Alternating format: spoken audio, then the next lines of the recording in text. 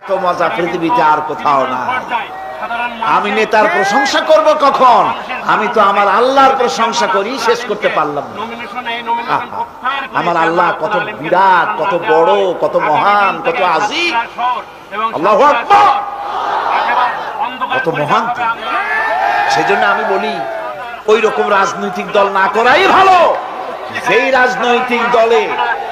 রাজনৈতিক দলে থাকলে আল্লাহু আকবার স্লোগান দেওয়া যায় না। মুসলমানের সন্তানেরা, তোমরা কথা বলতে পারো না, তোমাদের নেতাদেরকে জানাও আমি মুসলমানের বাচ্চা, আমার গায়ে সূর্য সেনের এক ফোঁটা রক্ত নাই, আমার শরীরে রবীন্দ্রনাথের রক্ত নাই, আমার শরীরে খালিদ বিন ওয়ালিদের রক্ত প্রবাহিত, সালাউদ্দিন আইয়ুবীর রক্ত প্রবাহিত, শহীদ তিতুমীরের রক্ত প্রবাহিত। সুতরাং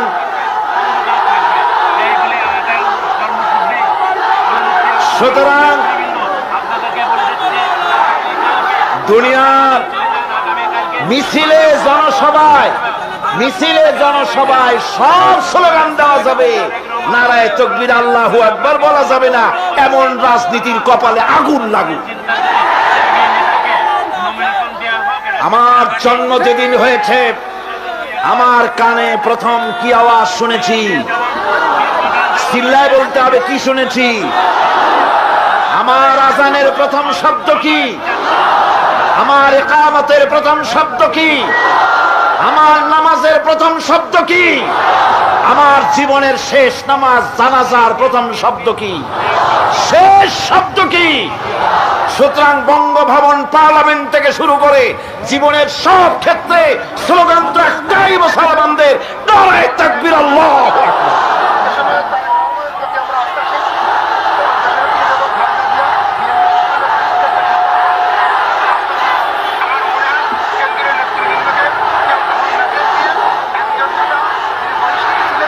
বন্ধুগণ, ওয়ামান আহসানু কাওলাম মিম্মান দাআ ইলাল্লাহ, ওয়ামান আহসানু কাওলাম মিম্মান দাআ ইলাল্লাহ। ওর থেকে ভালো কথা আর কার হবে যে ব্যক্তি মানুষকে ডাকে আল্লাহর দিকে। সুবহানাল্লাহ, প্রাণ ভরে কোন সুবহানাল্লাহ। আমরা কোন নেতার দিকে মানুষকে ডাকি না, আল্লাহর কসম। আমরা কোন মানুষের পূজা করি না, কোন ব্যক্তির পূজা করি না, কোন নেতার পূজা করি না, কোন নেতার দিকে মানুষকে আকর্ষিত করি না। আমরা মানুষকে ডাকি আল্লাহর দিকে, আর ডাকি বিশ্ব নবী সাইয়্যিদুল মুরসালিন আশরাফুল আম্বিয়া রাহমাতুল লিল আলামিন জনাবে মুহাম্মদুর রাসূলুল্লাহ সাল্লাল্লাহু আলাইহি সাল্লামের দিকে মানুষদেরকে ডাকি। ওয়ামান আহসানু কাওলাম মিম্মান দাআ ইলাল্লাহ। ওর থেকে ভালো কথা আর কার হবে যে মানুষকে আল্লাহর দিকে ডাকে। ওয়া আমিলা সালিহান, আর এরপরে সে নেক কাজ করে, সৎ কাজ করে। ওয়া ক্বালা ইন্নানী মিনাল মুসলিমিন, আর আমি হচ্ছি মুসলমানদের একজন। আমি মুসলমান তা বলছে না, কিন্তু কি বলছে? আমি মুসলমানদের একজন। এই আয়াত নাযিল হলো কখন? যখন মক্কায় মুসলমানদের উপরে অত্যাচারের স্টিম রোলার চালানো হচ্ছে। মুসলমানদেরকে চিৎ করে শোয়াইয়া আগুনের উপরে চিৎ করে শোইয়েছে। আগুনের আংটা আগুনের উপরে চিৎ করে শুইয়ে দিয়ে বুকের উপরে পাথর চাপা দিয়ে রাখা হয়েছে। হযরতে খুবাইব রাদিয়াল্লাহু তাআলা মুখে খালি গায়ে দেখে একদিন হযরত ওমর বলেছিলেন, খুবাইব, তোমার পিঠের এমন অবস্থা কেন? কোমরটা এরকম চিকুন, পিঠের ভিতরে এত বড় বড় গর্ত কেন? তিনি বললেন, ওমর ভাই, তোমার কি মনে নাই ইসলাম কবুল করার অপরাধে কাফির বেঈমানেরা আমাকে মারধর করেছে, না খাওয়ায় রেখেছে।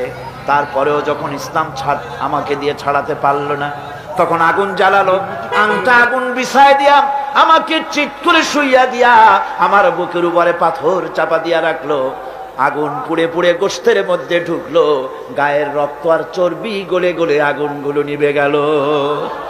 সেই যে পিঠের ভিতরে গর্ত হয়েছে, আজও পর্যন্ত পিঠের গর্ত মুছে যায় নাই। আল্লাহ পাক বলছেন, ওয়াকালা ইন্নানী মিনাল মুসলিমিন। ওই সাহাবীরা যখন নিজেকে মুসলমান বলে পরিচয় দেওয়ার অর্থই হলো সিংহ, ব্যাঘ্র, হিংস্র প্রাণীর সামনে নিজেকে সুপর্দ করে দেওয়া, সেই পজিশনে, ওই প্রেক্ষাপটে মুসলমানরা বলতেছে ইন্নানি মিনাল মুসলিমিন, যে মুসলমান গুলারে তোমরা পিটাও আমি ওদের একজন মুসলমান। কত বড় সাহসের কথা! যাদেরকে মারতেছো, পিটাইতেছো, আগুনের উপরে রাখতেছো, আমি তাদেরই একজন মুসলমান। সুবহানাল্লাহ।